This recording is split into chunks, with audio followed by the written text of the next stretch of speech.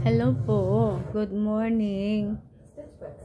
Iyak po ako ng iyak kasi yung pusa ko po, si Dennis na aking alagang pusa, kantong kumakanta po ako. Hindi ko po siya pinapansin. Habang kumakanta po ako, kinakalabit niya ako. Siguro gusto niya ng attention.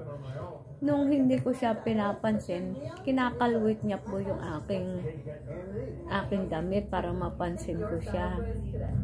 Siguro, nayamot po, gusto po niya ng attention. Ang ginawa po niya, nakalmot niya po ako. Ang laki-laki, ito po, galing po kami ng doktor. Ang gusto ko po kasing mangyari, ma-injectionan ako ng para sa rabies ng pusa. Hindi naman po. Ang appointment po ng pusa sa Huwebes. Tapos hindi ko alam, gugupitan lang yata ng kuko para ano. Kasi marami po akong napapanood sa YouTube o Facebook na merong isang bata na matay ng dahil lamang sa kalmot sa muka. At maraming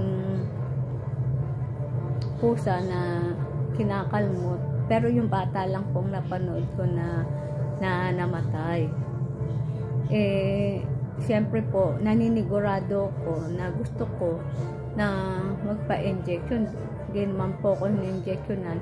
Ito po yung kalmot po niya sa akin. Ang laki-laki.